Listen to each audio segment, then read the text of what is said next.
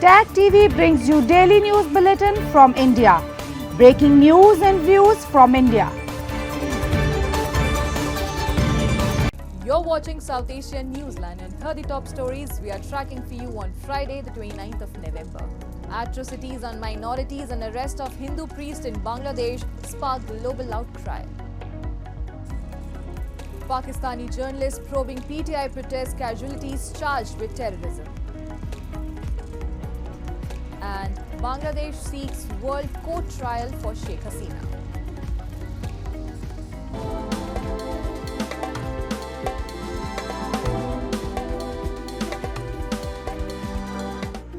And now for all the details. As atrocities against Hindus in Bangladesh escalate, the situation has sparked a growing international outcry. Since the fall of the Sheikh Hasina's government in August, Hindu temples and businesses have been targets of violence across the country, and the arrest of Chinmoy Krishna Das has also sparked global outrage. Prominent leaders like British MP Bob Blackman and American singer and activist Mary Milburn have condemned the attacks, urging the Bangladesh government to take action to protect religious minorities. Speaking in the UK Parliament, Blackman called the ongoing attacks unacceptable. The ISKCON on Thursday expressed solidarity with Das, who was arrested on charges of sedition for allegedly disrespecting Bangladesh's national flag. He was presented before a Chittagong court on Tuesday, which denied his bail plea and remanded him in custody. Now, Mr. Speaker, the International Society of Krishna Consciousness, who run Bhaktivinoda Manor in Elstree, the largest Hindu temple in this country, in Bangladesh, their spiritual leader is under arrest. Hindus across Bangladesh are being subject literally to death by their houses being burnt, their temples are being burnt, and there was an attempt today in the Bangladesh High Court to rule that ISKCON should be banned from the country. This is a direct attack on Hindus. Now, this is a threat from India now to take action. We have a responsibility because we enable Bangladesh to be free and independent. Now, whatever the change of government has been in Bangladesh, it cannot be acceptable that religious minorities are persecuted in this way. Meanwhile, an Islamic organization held a massive protest in Dhaka after Friday prayers demanding to ban ISKCON in Bangladesh and condemned the killing of a lawyer during clashes. The protesters accused the organization of destabilizing the nation and claimed that it's a part of a conspiracy. India has urged that those responsible for the violence against minorities should be brought to justice. Moving on. Residents in India's national capital, New Delhi, woke up to persistently very poor air quality for the sixth consecutive day on Friday. Residents expressed their dismay over the soaring pollution and said they were facing health issues due to the worsening air quality and persistent smog in the early hours of the day. An AQI reading of 0 to 50 is considered good and above 400 as severe, and poses risk to healthy people and seriously impacts those with existing diseases. यहाँ पे AQI इतना ज़्यादा हो गया है, skin में problem आ रही है मेरे, और आँखों में जलन सी होती है, जैसे अभी आप देख रहे हैं सांस फूल सी रही है, तो यहाँ पे क्वालिटी बहुत ख़राब हो चुकी है, तो इसके लिए सरकार को कुछ करना चाहिए यहाँ पे. Meanwhile, the country's top court directed the authorities to strictly impose the anti-pollution measures. The Delhi government has tightened restrictions on construction activities and vehicle movements. A winter blanket of smoke and fog descends on the city each year as cold air traps dust, emissions and smoke from illegal farm fires in surrounding states. Pollution हमारे लिए बहुत खतरनाक हो गया है. Present time में जो बड़े बुजुर्ग हैं हमारे, वो घर से बाहर नहीं निकल पा रहे हैं, और स्कूल भी बंद होने लगे हैं. जो बच्चे हैं वो घर से पढ़ाई करने के लिए दिक्कत हो रही है उनको, आंखों में जलन हो रही है. Moving on. Matihullah Jan, a Pakistani journalist investigating the claims of casualties in a protest march demanding the release of jailed ex-Prime Minister Imran Khan, was picked off the street on Wednesday night and has been charged with terrorism.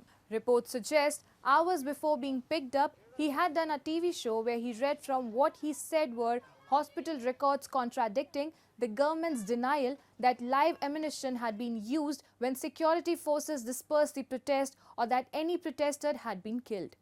Rights bodies have condemned the arrest and termed it an affront to rights to media freedom. Meanwhile, Prime Minister Shehbaz Sharif on Thursday admonished the PTI party for the protest violence, accusing its leaders of causing grave economic harm to the country and directing authorities to establish anti-riot forces nationwide. Islamabad was brought to a standstill earlier this week when scores of PTI supporters flooded the federal capital, defying a ban by authorities. Pakistan has reported a new polio case, taking the country's tally of the crippling disease this year to 56. Authorities confirmed the detection of the case in a boy from Khyber Pakhtunkhwa. Balochistan and Khyber Pakhtunkhwa province have reported the highest number of cases with 26 and 15 cases respectively, while 13 were reported from the Sindh province and 1 each from Punjab and Islamabad. According to the National Emergency Operations Centre, Pakistan was responding to an intense resurgence of wild polio virus this year, with 56 cases reported so far. There is no cure for polio, only prevention, the centre said, advising the administration of multiple doses of polio drops and the completion of a routine vaccination schedule for all children under the age of 5. Pakistan and Afghanistan are the only countries in the world where polio remains endemic, according to the World Health Organization. Authorities in Sri Lanka said on Thursday that the deep depression over the southwest of the Bay of Bengal will not enter the island and instead will travel close to the island's east coast before heading towards India's southern Tamil Nadu state. Heavy rains and winds lashed the northern regions of the island nation, with 12 people reported to have been killed due to flooding and landslides. 2 children and 2 men were still missing after they were swept off their tractor by flash floods on Wednesday. Sri Lanka's President Anurakumara Dissanayake held an emergency meeting to review the situation. Sri Lanka's armed forces and police have deployed rescue teams in boats, military vehicles and helicopters to rescue stranded people. Sluice gates of major irrigation and hydropower dams have been opened to flood low-lying areas in an attempt to mitigate the effects of the storm. Even though it predicts that the weather will develop into a cyclone storm, the country's disaster management center says that it will not enter the country and instead will travel close to the island's east coast. දිවයින තුලට ආපු එකක් නෙවෙයි. මේක තියෙන්නේ දිවයිනේ නැගෙනහිර වෙරළබඩට ආසන්නයෙන් ගමන් කරපු සංසිද්ධියක්. එතකොට මේ පද්ධතිය හේතු කොටගෙන විශාල ඒ කියන්නේ සාමාන්‍ය හානියක් සිද්ධ වෙලා තියෙනවා ගොඩබිම පැත්තට. නමුත් මේක ගොඩබිම දිගේ ගමන් කරපු එකක් නෙමෙයි කියන එක පැහැදිලිව මතක් කරන්න ඕනේ ජනතාවට.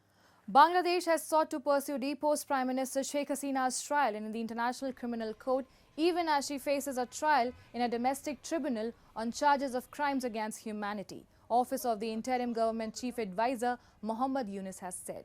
This comes as Yunus met ICC prosecutor Karim Khan on Wednesday and told him that Bangladesh intends to pursue the charges against Hasina and relies particularly on charges of carrying out massacre during the July to August students' uprising and enforced disappearances during the past 15 years of her rule. Hasina fled to India on 5th of August following the widespread protest over a controversial job quota system. 3 days later, Yunus took over as the chief advisor. The ICC prosecutor, however, said the International Court would like to extend cooperation to Internal Crimes Tribunal of Bangladesh, which by now has issued an arrest warrant for Hasina and several top-ranking members of her Awami League party.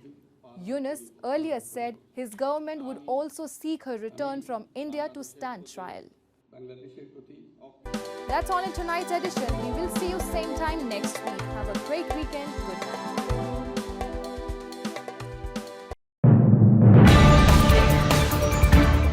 Tag TV brings you daily news bulletin from India. Breaking news and views from India.